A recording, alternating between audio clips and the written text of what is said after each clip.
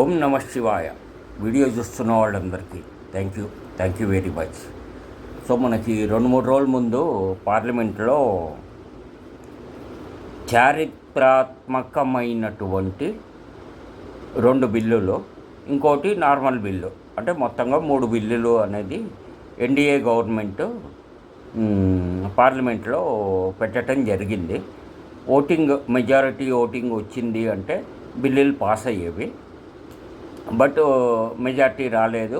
దాని మూలంగా అని చెప్పననేసి మహిళా రిజర్వేషన్ బిల్లు, అంటే 33% మహిళలకి అన్ని చోట్ల చదువులో కావచ్చు, ఉద్యోగాల్లో కావచ్చు, లేదు మనకి పార్లమెంట్ ఎంపీ సీట్లు కావచ్చు, లేదు ఎమ్మెల్యే దీని మీద అనేసి ప్రతి రాష్ట్రంలో ఉన్నటువంటి దీనికి అనేసి ఎమ్మెల్యే సీట్లు కావచ్చు, ఇట్లా అని చెప్పననేసి పెట్టాలి, తీసుకురావాలి అని చెప్పననే దాని మీద ఈ యొక్క బిల్లుని పార్లమెంట్లో ఇంట్రడ్యూస్ చేయటం జరిగింది. కానీ ఈ యొక్క బిల్లులో అమెండ్మెంట్ అని చెప్పననేది మనకి 1947లో స్వతంత్రం వచ్చిన తర్వాత మళ్ళీ ఓసారి 1971లో దాన్ని రివైజ్ చేశారు, అంటే సీట్లు పెంచారు. ఎమ్మెల్యే ఎంపీ సీట్లు పెంచటము అనేది జరిగింది. ఎమ్మెల్యే సీట్లు అంటే ప్రతి రాష్ట్రానికి ఇది అవుతూ ఉంటాయి. ఆ తర్వాత మళ్ళీ కొన్ని రాష్ట్రాలు కూడా విడిపోయినాయి. మనకి తెలంగాణ కావచ్చు, ఉత్తరప్రదేశ్ నుంచి ఇంకో 3 రాష్ట్రాలు కావచ్చు, జమ్మూ కాశ్మీర్ కావచ్చు. సో ఇట్లాగో దీని మీద అని చెప్పననేసి ప్రతి 10 ఏళ్ళకి, 20 ఏళ్ళకి, 30 ఏళ్ళకి అనేది ఈ యొక్క దీని మీద అని చెప్పననేసి భారతదేశంలో కావచ్చు, ప్రపంచంలో కావచ్చు కొన్ని మార్పులు చేర్పులు జనాభా లెక్కల ప్రకారము అనేసి చేసుకుంటూ వస్తూ ఉంటుంది ప్రతి గవర్నమెంట్, ప్రతి దేశంలో. సో అదే రకంగా ఏంటి అని చెప్పనంటే ఇప్పుడు దీనికి అని చెప్పననేసి 33% మన మహిళా రిజర్వేషన్స్ దీనికి అనేసి ఇవ్వాలి అనేసి అనుకున్నారు. కానీ అది ఆ బిల్లు పాస్ కాలేదు. ఎందుకోసం పాస్ కాలేదు అని చెప్పనంటే ఇప్పుడు ఎన్డీఏ గవర్నమెంటు పార్లమెంట్లో ఎన్డీఏ దాని మిత్రపక్షాలు, అంటే ఎన్డీఏ అని చెప్పని అనేది మనకి బీజేపీ, దాని మిత్రపక్షాలు ఉన్నటువంటి పొలిటికల్ పార్టీలు ఏవైతే ఉన్నాయో అన్నీ కలిసి ఇప్పుడు ఇంట్రడ్యూస్ చేసినాయి. 2003లో కూడా ఇంట్రడ్యూస్ చేసినాయి. అప్పుడు అపోజిషన్ పార్టీ వాళ్ళు కూడా ఓకే చేయటం జరిగింది ఆ బిల్ని. మీరు ఓటింగ్ పెట్టండి, మేము మద్దతు ఇస్తాము ఇంకోటి అని చెప్పిన అనే వర్షన్లో అవి జరిగినాయి. అంతకంటే ముందు వేరే కొన్ని పార్టీలు, అంటే యూపీఏ కాంగ్రెస్ గవర్నమెంట్ సెంట్రల్లో ఉన్నప్పుడు కాంగ్రెస్ గవర్నమెంట్ కూడా 2-3 సార్లు ఈ యొక్క మహిళా రిజర్వేషన్ బిల్ని పార్లమెంట్లో పాస్ చేయించుకోవాలి అనేసి చాలా ప్రయత్నాలు చేసింది. బట్ అప్పుడు ఆపోజిషన్లో ఉన్నటువంటి పార్టీలు ఏదో ఒకటి ఈ ఏమంటారు దీనికి అని చెప్పననేసి మొహం బాగుంది అని చెప్పనంటే పర్సనాలిటీ బాగాలేదు, లేదు పర్సనాలిటీ బాగుంది అంటే మొహం బాగాలేదు, మొహం బాగుంది అంటే జుట్టు బాగాలేదు, నువ్వు దూకున్న స్టైల్ బాగాలేదు, జుట్టుకి నువ్వు వేసుకున్న బట్టలు బాగాలేవు, ఇట్లా అన్నెసరీ ఇష్యూస్ అన్నీ ముందు పెట్టేసి ఇచ్చేసి అని చెప్పననేది ఆ బిల్లుని పాస్ చేయట్లేదు. సో దీనికి ఏంటి అని చెప్పనంటే ఇది ఇప్పుడే కాదు, ఇక ముందు కూడా పాస్ అవుతుందా లేదా అని చెప్పననేటువంటి డౌట్స్ ఉన్నాయి. ఎందుకోసమో అని చెప్పనంటే ఈ రకంగా జరిగింది. 33% మహిళా రిజర్వేషన్స్కి బిల్లు పాస్ అయింది పార్లమెంట్లో అంటే, అటు పార్లమెంట్లో కావచ్చు, ఇక్కడ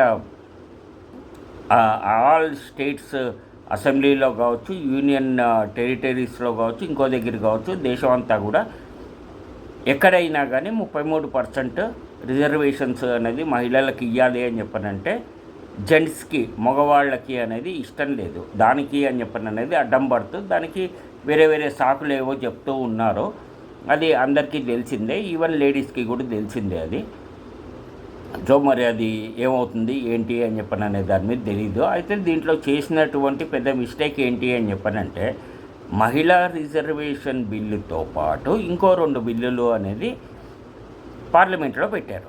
అదేంటి, డీలిమిటేషన్ బిల్లు అని చెప్పనంటే అసెంబ్లీలో ఆ తర్వాత పార్లమెంట్లో ఎమ్మెల్యే ఎంపీ సీట్లు, రాజ్యసభ సీట్లు, రాజ్యసభ ఎంపీ సీట్లు, ఎమ్మెల్సీ సీట్లు, ఇట్లా కింది నుంచి పై దాకా ఉన్నటువంటి సర్పంచ్ సీట్ల దగ్గర నుంచి, ఎమ్మెల్సీ సీట్ల దగ్గర నుంచి, లేదు కార్పొరేటర్లు, ఇట్లా ఈ రకంగా ఎక్కడెక్కడైతే ఎలక్షన్స్ డైరెక్ట్ ఇండైరెక్ట్ అవుతూ ఉంటాయో, లేదు నామినేటెడ్ పోస్టుల మీద అని చెప్పననేసి వాళ్ళ పార్టీకి, రూలింగ్ పార్టీకి సంబంధించినటువంటి మనుషులకి అసలు ఎలక్షన్స్ అయి లేకుండా ఏమీ లేకుండా అని చెప్పననేసి వాళ్ళని ఎంపీల్ని అక్కడి నుంచి మినిస్టర్లని చేయటానికి అనేసి సిస్టమ్ ఏదైతే ఉందో దాని మీద అని చెప్పననేసి ఇవన్నీ కూడా పెంచుకుంటూ పోవటము అనేది జరిగింది అనేది నా ఒక ఒపీనియన్ ఇది.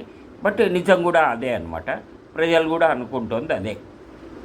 సో దీని మీద అని చెప్పననేసి మనకేంటి అంటే ఇక్కడ చిన్న లెక్క ఉంది. ఈ లెక్క ఎంత దారుణంగా ఉంటుందంటే, ఇప్పుడు ప్రస్తుతానికి మనకు ఉన్నటువంటి ఎంపీ సీట్లు పార్లమెంట్లో 543 543 ఎంపీ సీట్లని 307 సీట్లు పెంచి 850 ఎంపీ సీట్లు చెయ్యాలి అని చెప్పననేది ఎన్డీఏ గవర్నమెంట్ యొక్క ఆలోచన. దీనికి ఏంటి అని చెప్పానంటే, కొన్ని ఎంపీ సీట్స్కి మనకి వచ్చేసి 5-6 లక్షల మందే ఉన్నారు. కొన్ని సీట్లు ఢిల్లీ కావచ్చు, లేదు మనకి హైదరాబాద్కి పక్కనే ఉన్నటువంటి మల్కాజ్గిరి కావచ్చు, లేదు బీహార్లో ఇంకోటి ఏదో ఉంది, ఇంకో దగ్గర ఇంకోటి, ఇట్లా కొన్ని అంటే 20 లక్షలు, 15 లక్షలు, 30 లక్షల దాకా ఓటర్లు ఉంటే దానికి ఒకటే ఎంపీ సీట్ ఉంది. వాటిని డివైడ్ చేశాము అని చెప్పనంటే బాగుంటుంది అని చెప్పననే వర్షన్లో ఎన్డీఏ గవర్నమెంట్ ఆలోచన అయ్యి ఉండొచ్చు. బట్ ఎక్కడైతే ఓటర్లు ఎక్కువ ఉన్నారో కేవలం ఆ సీట్లే పెంచుంటే అయిపోయేది. ఆల్టుగెదరు ఇండియా మొత్తంలో మినిమం 5 లక్షలు జనాభా, 5 లక్షల నుంచి 8 లక్షలు, 9 లక్షలు ఈ మధ్యలో ఉన్నటువంటి జనాభాని బేస్ చేసుకొని అనేది ఒక ఎంపీ సీటు అనేసి క్యాల్కులేట్ చేసి ఇప్పుడు 30 లక్షలు మనకి మల్కాజ్గిరి నుంచి ఉన్నారు అనేసి అనుకుందాం. హైదరాబాద్ని అనుకున్నటువంటి పార్లమెంట్ కాన్స్టిట్యున్సీ ఈ 30ని 6 లక్షలకో లేదు ఇంకొంచెం ఎక్కువ తీసుకున్నాము అంటే, 6 లక్షలు తీసుకున్నాం అంటే 30 లక్షలు డివైడెడ్ బై 6, 5 సీట్లు వస్తాయి, 5 ఎంపీ సీట్లు వస్తాయి అక్కడ. సో 5 ఎంపీ సీట్లు తెలంగాణకు పెరిగినట్టే. సో అదే రకంగా ఇంకో దగ్గర లేదు, ఇప్పుడు ఎక్కడైతే మనకు పెంచే అవసరం లేదో, లేకపోతే ఇంకో దీని మీద అనేసి సేమ్ ప్రాసెస్ని కంటిన్యూ చేయాలనుకుంటున్నారో ఇంకోటో అని చెప్పని అనేసి అన్నప్పుడు అక్కడ మటుకు ఈ 33% మహిళా రిజర్వేషన్ బిల్లుని పాస్ చేసి ఆ 33% యాజ్ ఇట్ ఈజ్గా ఓకే చేయించుకున్నా కానీ బాగుండేది. అది చేయలేదు, ఇది చేయలేదు, ఇంకోటి చేయలేదు. ఈ మహిళా రిజర్వేషన్ బిల్లుని బేస్ చేసుకొని ఏంటి అని చెప్పనంటే డీలిమిటేషన్ బిల్లు వాళ్ళు పెట్టలేకపోయారు. అది పెట్టినా కానీ ఓడిపోతాము ఓటింగ్లో అని చెప్పననేసి ఆ తర్వాత యూనియన్ టెరిటరీస్కి సంబంధించినటువంటి బిల్లు ఒకటి అది పెట్టలేదు. సో ఆల్టుగెదర్ 3 బిల్లు, ఒక బిల్లు ఫెయిల్ అయ్యేటప్పటికి ఒక పరీక్ష ఫెయిల్ అయ్యాము అని చెప్పారంటే ఇంకో 2 పరీక్షలు రాయకుండా వదిలేసినట్టుగా ఉంది. ఇది ఎవరో స్కూల్ పిల్లలు, కాలేజీ పిల్లలు ఎగ్జామ్స్ ఇచ్చేసి. అట్లాగే మనకి 543 ఎంపీ సీట్ల నుంచి 850 చెయ్యాలి అనేసి అనుకున్న దాన్ని అందరూ అడ్డుకున్నారు. ఉన్నదాన్ని యాస్టీజ్గా 50% పెంచండి ఇంకోటి అని చెప్పని అనేసి కొంతమంది సజెషన్ చేయటం జరిగింది. సరే, దానికి కూడా గవర్నమెంట్ ఆఫ్ ఇండియాలో ఉన్నటువంటి హోమ్ మినిస్ట్రీ ఒప్పుకుంది. దాన్ని ఆ రకంగా పెంచుకుంటూ వచ్చాము అని చెప్పని అనేసి అన్నప్పుడు 814 సీట్లు వస్తాయి. 814 సీట్లు ఇప్పుడున్నటువంటి 543 సీట్లని ఇంకో 50% యాడ్ చేసాము అని చెప్పనంటే వచ్చేటువంటి సీట్లు మనకి బేస్ చేసుకొని 272కి 814, 815 దాకా తీసుకునే అవకాశం అనేది ఉంది. అయితే ఇప్పుడున్నటువంటి దీని మీద సిచ్యువేషన్ మీద మనకి ఉన్న ఎంపీలు లేదు ఎమ్మెల్యేలు అసెంబ్లీలలో మనకి ఒక కాన్స్టిట్యున్సీ రూల్ ఏముంది అని చెప్పనంటే ఎన్ని సీట్లు ఉన్నాయో ఎమ్మెల్యే సీట్లు కావచ్చు ప్రతి స్టేట్లో, ఎంపీ సీట్లు కావచ్చు సెంట్రల్లో. దాంట్లో 15% మట్టుకే మినిస్ట్రీ అనేది ఇవ్వగలరు. అంటే మినిస్టర్స్ అనేవాళ్ళు ఉండగలరు, ఇంక్లూడింగ్ ప్రైమ్ మినిస్టర్ కావచ్చు, చీఫ్ మినిస్టర్ కావచ్చు. సో దీనికి ఏంటి అని చెప్పానంటే, సపోజ్ 200 మంది ఎమ్మెల్యేలు ఉన్నటువంటి, మీకు ఎగ్జాంపుల్ నేను చెప్తోంది, 200 మంది ఎమ్మెల్యేలు ఉన్నటువంటి ఒక స్టేట్ ఉంది అనేసి అనుకుందాం. దాంట్లో ఇప్పుడు మనకి 30 మంది మినిస్టర్లు ఉంటారు.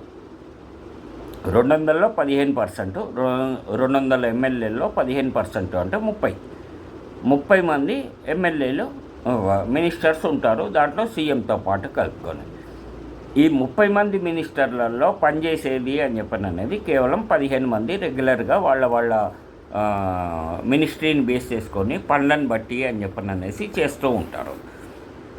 అట్లాగే సెంట్రల్ కొంతమంది మినిస్టర్లు ఏంటి అని చెప్పనంటే, వాళ్ళకు మినిస్ట్రీ ఉంటుంది కానీ ఎప్పుడూ వాళ్ళ ఊళ్ళోనే ఉంటారు. మరి వాళ్ళు ఆ మినిస్ట్రీ ఎక్కడి నుంచి చేస్తున్నారు, దాని గురించి సంబంధించినటువంటి ఇన్ఫర్మేషన్ కానీ లేదు ఇంకోటి కానీ అనేసి ప్రజల దగ్గర నుంచి, లేదా ఆ ఒక ప్రాజెక్టు మీద, లేకపోతే ఆ ఒక మినిస్ట్రీ ఏదైతే చేయాలనుకుంటుందో దాని మీద మరి ఎప్పుడు దీనికి వర్కౌట్ చేస్తున్నారు ఏంటి అనేది అయితే నాకు అర్థం కాని విషయము. అట్లాగే ఇప్పుడు పెంచినా ఇంకోటైనా కానీ ఎమ్మెల్యేలు 30 మంది మినిస్టర్లు, 200 మంది ఎమ్మెల్యేలు ఉంటే అనేసి చెప్పే కదా. దీంట్లో 170 మంది ఎమ్మెల్యేలలో కనీసం ఒక ఎమ్మెల్యే ఒక ఎంపీ ఎలక్షన్స్ అయిపోయిన తర్వాత, ఏ పార్టీ వాళ్ళన్నా కావచ్చు, ఇక్కడ నేను పార్టీల పేర్లు చెప్పట్లేదు, చెప్పాల్సిన అవసరమూ లేదు, ఏ ఒక్క ఎమ్మెల్యే అయినా కానీ గెలిచిన తర్వాత అని చెప్పననేసి ఎమ్మెల్యే ఎంపీ ప్రజల దగ్గరికి వచ్చి, ఇంటింటికి వచ్చి, లేకపోతే ఒక కాలనీలో మీటింగ్ పెట్టి, లేదు ఒక స్ట్రీట్లో మీటింగ్ పెట్టుకొని మీకున్న సమస్యలేంటి, మీకున్న ఇబ్బందులేంటి, గవర్నమెంట్ నుంచి మీరేం కోరుకుంటున్నారు, మీకేం కావాలి అనేసి ఒక్క ఎమ్మెల్యే అయినా కానీ ఎలక్షన్స్ అయిపోయి రిజల్ట్స్ వచ్చి గెలిచిన తర్వాత మళ్ళీ ఎలక్షన్స్కి ఒక నెల 15, 2 నెలల ముందు మళ్ళీ ప్రజల్లోకి వస్తాడు. కానీ మధ్యలో ఏ రోజైనా కానీ వచ్చి తెలుసుకున్నవి ఉన్నాయా? ప్రజల యొక్క అవసరాలు, ప్రజల యొక్క కష్టాలు, ప్రజలు పడుతున్న ఇబ్బందులు ఎక్సెట్రా ఏం లేవు. ఇప్పుడు దీనికే ఒక ఎమ్మెల్యేకి, ముఖ్యంగా సౌత్ ఇండియా నుంచి తీసుకున్నాము అంటే, ఎందుకంటే నార్త్ ఇండియా అయినా కానీ ఆల్మోస్ట్ అంతే ఖర్చు ఉండొచ్చేమో. ఒక ఎమ్మెల్యేకి ఇచ్చేటువంటి జీతం, వాళ్ళకి ఇచ్చే సెక్యూరిటీ, వాళ్ళకి ఇచ్చేటువంటి వసతులు, కారు, ఇల్లు, గ్యాసు, వాళ్ళు వేసుకునేటువంటి బట్టలతో సహా, లేదు వాళ్ళ సెక్యూరిటీ, వాళ్ళు గెలవలేదు, ఓసారి ఎమ్మెల్యేగా గెలిచారు, ఓసారి ఎంపీగా గెలిచారు అని చెప్పనంటే వాళ్ళకి ఇచ్చే పెన్షన్ ఎక్సెట్రా ఇవి తీసుకున్నాము అని చెప్పనంటే, ఒక ఎమ్మెల్యేకి ఒక నెలకు ఖర్చు అయ్యే అమౌంట్ 7 లక్షల నుంచి 10 లక్షల రూపాయలు ఉంది. కొన్ని చోట్ల చిన్న రాష్ట్రాలలో జీతం తక్కువ ఉన్నటువంటి ఎమ్మెల్యేకి వాళ్ళకి తీసుకున్నామంటే 7 లక్షల దాకా ఖర్చు అవుతుంది. పెద్ద రాష్ట్రాలు, ఎక్కువ మంది జనాభా ఉన్న దీనికి అనేసి రాష్ట్రాలకు తీసుకున్నాము అని చెప్పనంటే కనుక అది ఒక ఎమ్మెల్యేకి 10 లక్షల దాకా ఖర్చు అయ్యే అవకాశం అనేది ఉంది. ఈ డబ్బులే వేస్ట్ అనేసి ప్రజలు అనుకుంటున్నారు. మళ్ళీ దీన్ని వచ్చేసి 814, 815 లేదు 850 చేశారు అంటే ఎంత డబ్బు వేస్ట్? ప్రజల డబ్బుని ఎన్ని రకాలుగా ఈ యొక్క దీనికి అనేసి వాడుకున్నా, ఇంకోటైనా కానీ ప్రజలకి వచ్చేది ఈ యొక్క దీనికి అంటే ఎమ్మెల్యే ఎంపీ ఒక మెంబర్స్ ఆ ఒక ఫిగర్ పెరిగింది అంటే, లెక్క పెరిగింది అంటే దానివల్ల వచ్చే ఉపయోగం ఏముందో నాకైతే 1% కూడా నాకు అర్థం కాలే. ఈ రాజకీయ నాయకులు, పార్టీలు వాళ్ళకి సంబంధించినటువంటి మనుషుల్ని నిలబెట్టుకొని ఎలక్షన్స్లో, లేకపోతే నామినేటెడ్ పోస్టులు ఇచ్చుకోవటానికో, లేకపోతే గెలిచిన ఎమ్మెల్యేలతోటి అనేసి రాజ్యసభ మెంబర్గా తీసుకోవటానికో, లేదు ఇంకో మెంబర్గా తీసుకోవటానికో ఉపయోగపడుతుంది. కానీ మరి ప్రజలకు ఏ రకంగా ఉపయోగపడుతుంది అనేది నాకైతే అర్థం కాలేదు. మీకేమన్నా అర్థమైతే కామెంట్లో పెట్టండి. మరి అది ఎక్కడి దాకా ఏంటి అనేది నెక్స్ట్ ఎవరన్నా దాని మీద మనకి డిస్కషన్ పెట్టారు అని చెప్పనంటే కనుక ముందుకి వెళ్ళటానికి అని చెప్పననేసి అవకాశం ఉంటుంది. బట్ ఏది ఏమైనా కానీ ఇప్పుడున్నటువంటి ఎమ్మెల్యేలు కావచ్చు, ఎంపీలు కావచ్చు, లేదా ఇంకోళ్ళు కావచ్చు, కనీసం ప్రజలకు ఉన్నటువంటి సమస్యల్ని ఇచ్చేయటము అని చెప్పని అనేది చూస్తే బాగుంటుంది అనేది నా ఒక ఆలోచన. 1971, 1996 లేదు మధ్యలో 2025, 2007 అప్పుడు ఒకసారి పెట్టారు ఈ మహిళా రిజర్వేషన్ బిల్లు దీని మీద అనేసి. రూలింగ్ పార్టీ బిల్లు తీసుకొస్తుంది పార్లమెంట్లో, అపోజిషన్లో ఉన్న ఏ పార్టీ అయినా కానీ దాన్ని అపోజ్ చేస్తుంది. అపోజ్ చేయకుండా లేదు బిల్లుకి సపోర్ట్ ఇవ్వకుండా ఉండేటువంటి కొన్ని పార్టీలు ఏం చేస్తాయి అని చెప్పనంటే పార్లమెంట్ని బాయ్కాట్ చేస్తాయి. అంటే ఎలక్షన్స్లో పార్టిసిపేట్ చెయ్యవు, అవి ఓట్లు వేయవు. సో బాయ్కాట్ పార్లమెంట్ అని చెప్పని అనేసి అంటారు వాళ్ళు. సో వాళ్ళు పార్లమెంట్కి వెళ్ళరు. వాళ్ళ పార్టీ ఎంపీలు వాళ్ళు 5 మంది ఉన్నా 10 మంది ఉన్నా ఎవరున్నా కానీ వాళ్ళు వెళ్ళరు. సో ఎస్ లేదు, నో లేదు వాళ్ళ దగ్గర నుంచి. సో ఈ రకంగా కొన్ని ఉంటాయన్నమాట. మరి ఏ రకంగా మామూలు మిడిల్ క్లాసు లేదు ఇంకోళ్ళకి అనేసి మరి ఏ రకంగా న్యాయం జరుగుతుంది, ఏ రకంగా వీళ్ళు డెవలప్ అవ్వాలి ఏంటి అనేది నాకు అర్థం కావట్లేదు.